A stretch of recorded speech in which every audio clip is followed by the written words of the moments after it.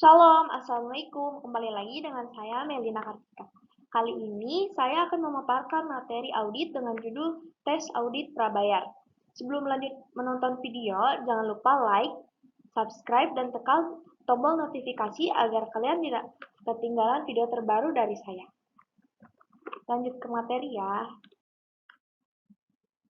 Biaya prabayar, biaya yang ditangguhkan dan tidak berwujud adalah aset yang bervariasi dalam beberapa bulan hingga beberapa tahun.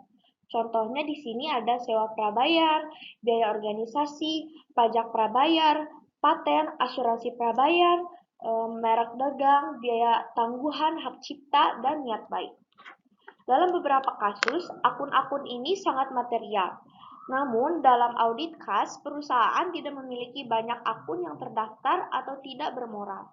Prosedur analitik substansif seringkali cukup untuk biaya prabayar, ditangguhkan biaya, dan tidak berwujud. Dalam audit tertentu, beberapa aset ini dapat melibatkan penghakiman yang rumit. Misalnya, audit tidak berwujud seperti niat baik sangat bergantung pada pengetahuan auditor tentang sifat bisnis klien dan industri, dan membutuhkan pengujian asumsi signifikan manajemen, penilaian model, dan data yang mendasari digunakan sebagai input ke model. Mengingat kompleksitas evaluasi aset tidak berwujud, auditor sering melibatkan spesialis penilaian bisnis yang membantu mengevaluasi apakah nilai aset tidak berwujud telah terganggu. Di bagian ini, kita memeriksa beberapa kontrol internal yang khas dan tes audit terkait umumnya dengan pengeluaran prabayar.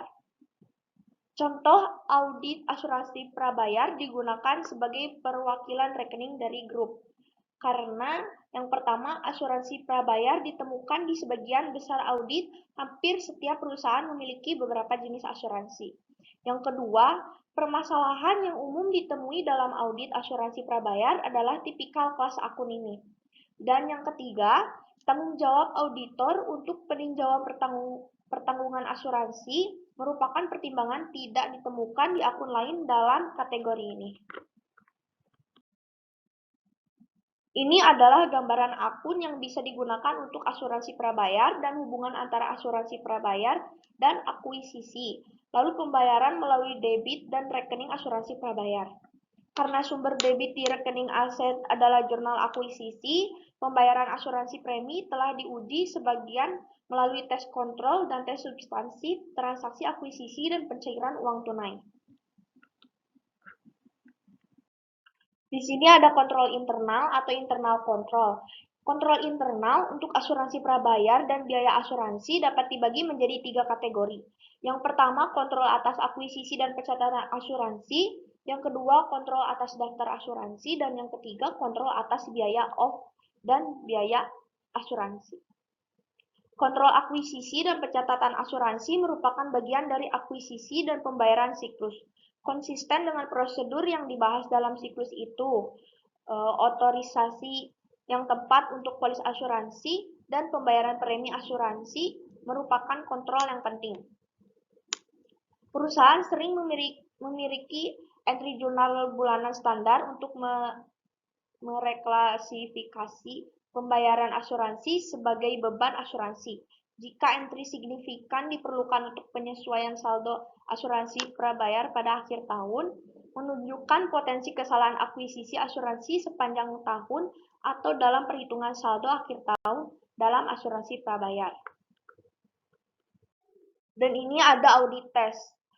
Dalam audit asuransi prabayar, auditor memperoleh jadwal dari klien yang daftar untuk setiap kebijakan yang berlaku.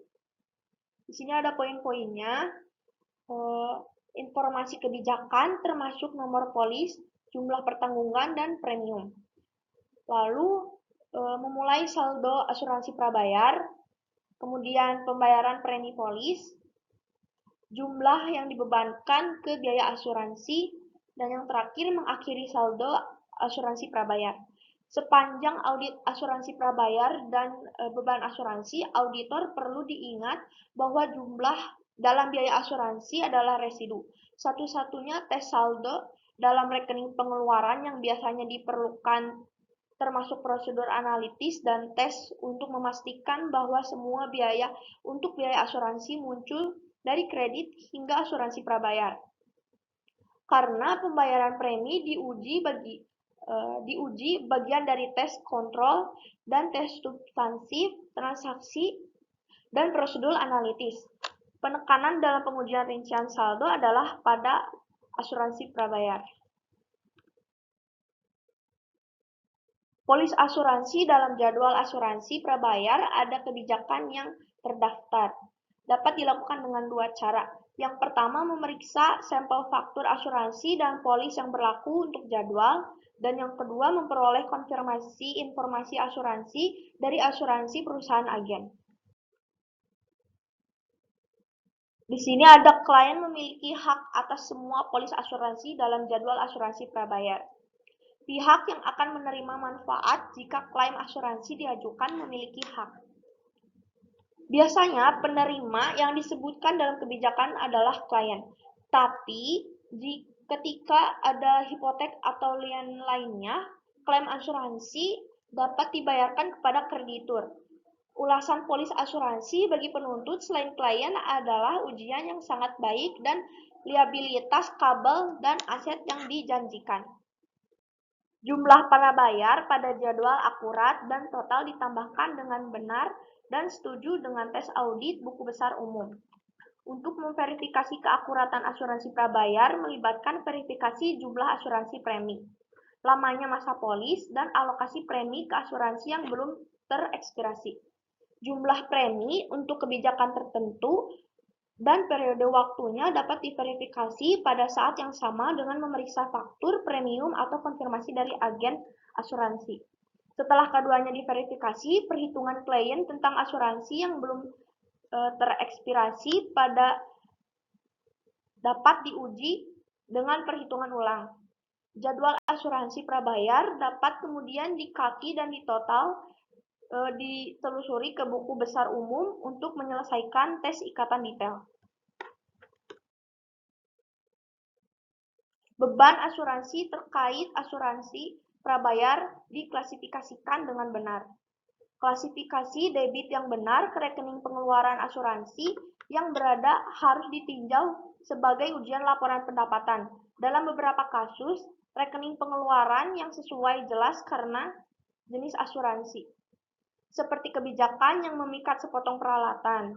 Dalam kasus lain, alokasi ini diperlukan.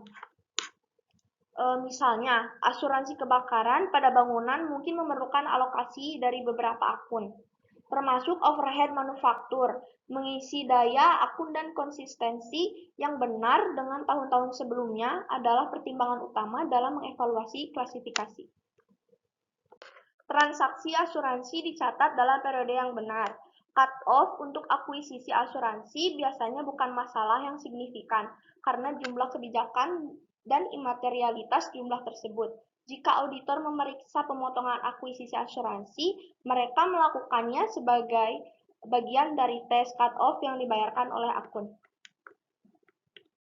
Sekian pemaparan materi audit ini dari saya. Terima kasih yang sudah menonton. Jangan lupa like, subscribe, dan komen saran-saran kalian ya. Dadah!